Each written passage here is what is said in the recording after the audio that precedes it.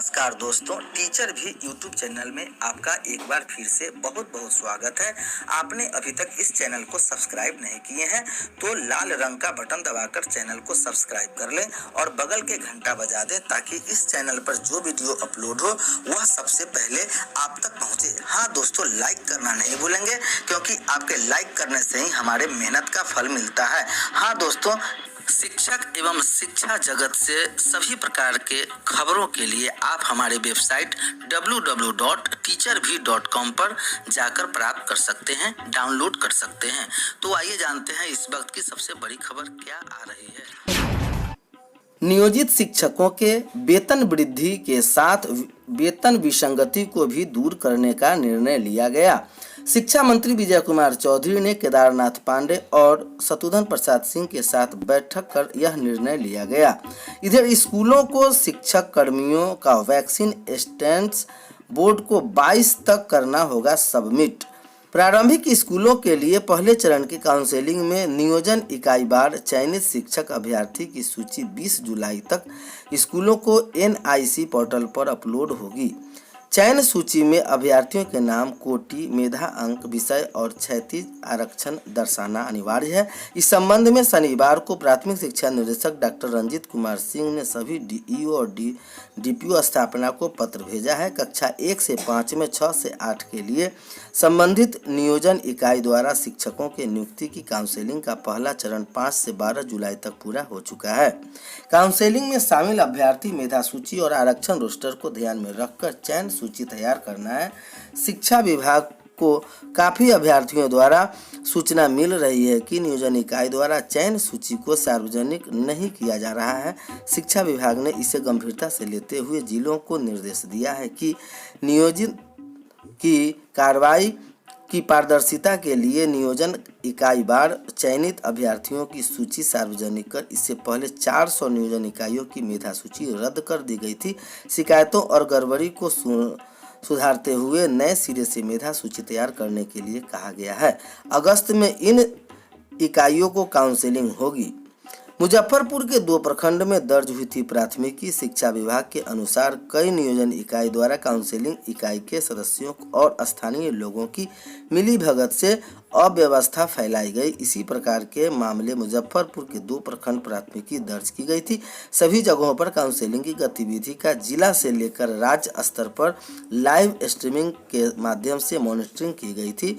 90,762 प्रारंभिक शिक्षकों की बहाली के लिए पहले चरण में 5 से 12 जुलाई तक 4808 विभिन्न नियोजन इकाइयों के लिए काउंसलिंग हुई थी।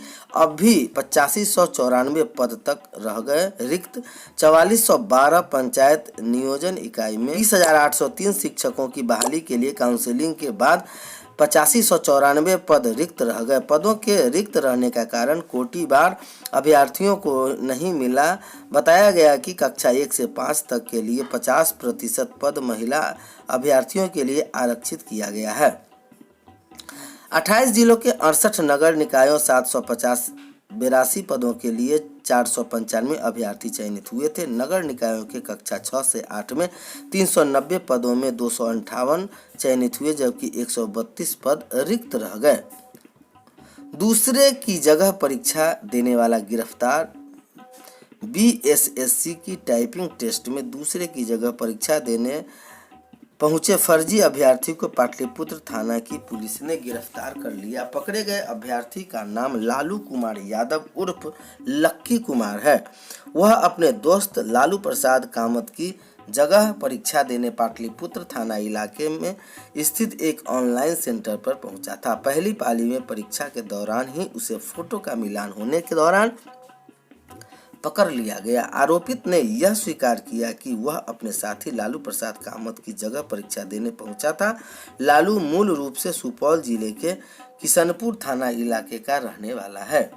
जिलाधिकारी के आश्वासन के बाद भी नहीं खुला मध्य विद्यालय पडैया। बात 9 अगस्त 2016 की है। हर दिन की भांति उस दिन भी पडैया गांव के राजकीय मध्य विद्यालय के बाहर डंगरा मोहनपुर सड़क के किनारे खुला आसमान में बच्चे बैठकर पढ़ रहे थे। उसी समय गिट्टी लदा ट्रक अनियंत्रित होकर बच्चों को रौंदते हुए पलट गया। इस घटना के 4 बच्चों की मौत घटनास्थल पर ही हो गई। 5 बच्चे गंभीर रूप से जख्मी हो गए। गांव के दिनेश प्रसाद का पुत्र अमित कुमार, दुखन माझी का पुत्र अभिषेक कुमार, सौदागर माझी का पुत्र, दुर्गावती कुमारी का ललन यादव की पुत्र शिवानी कुमारी की मौत हो गई। घटना के बाद तत्कालीन जिलाधिकारी कुमार रवि ने ग्रामीणों को आश्वासन दिया था कि स्कूल को सड़क किनारे से हटाकर सुरक्षित जगह पर नया बनाया जाएगा। साथ ही उन्होंने राजकीय मध्य विद्यालय में मध्य विद्यालय रजगढ़ के स्थानांतरित कर स्कूल संचालन का आदेश दे दिया था। अब घटना के 5 वर्ष बीतने को हैं। जिलाधिकारी वहां से चले गए, लेकिन राजकीय मध्य विद्यालय को सुरक्षित स्थान नहीं मिला और ना ही भवन बन सका।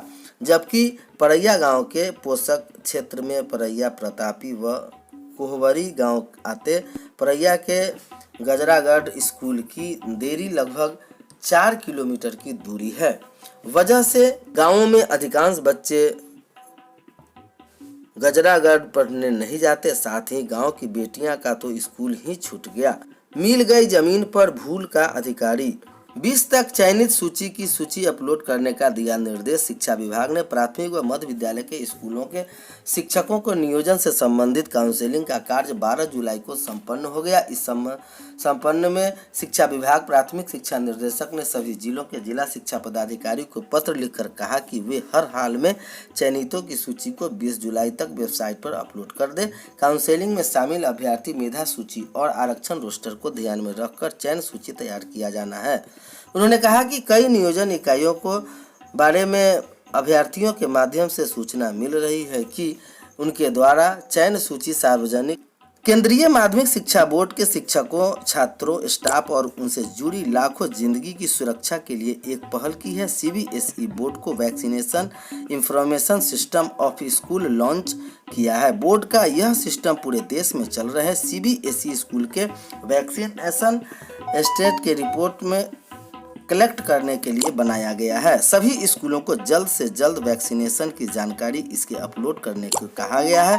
बोर्ड ने कहा है कि स्कूल के शिक्षकों को स्टाफ की पूरी जानकारी होनी चाहिए, किससे पहले डोज लिया, किसने दूसरी डोज ली किए और अब तक वैक्सीनेशन लिए या नहीं। ये पोर्टल बोर्ड की वेबसाइट के होम पेज के अंदर एक टैब में है। इस पर क्लिक करते हुए स्कूल अपने लॉगिन आईडी और पासवर्ड से एक्सेस कर पाएंगे। स्कूलों को पूरी जानकारी 22 जुलाई शाम 4 बजे तक जमा देने को कहा गया है। पटना में करीब 700 CBSE एफिलिएटेड स्कूल है। इसी प्रकार पूरे देश में हजारों विद्यालय के वैक्सीनेशन का डाटा बोर्ड के पास होगा। बोर्ड ने इससे संबंधित सर्कुलर सभी प्राचार्यों और स्कूलों के प्रमुख को भेजी है।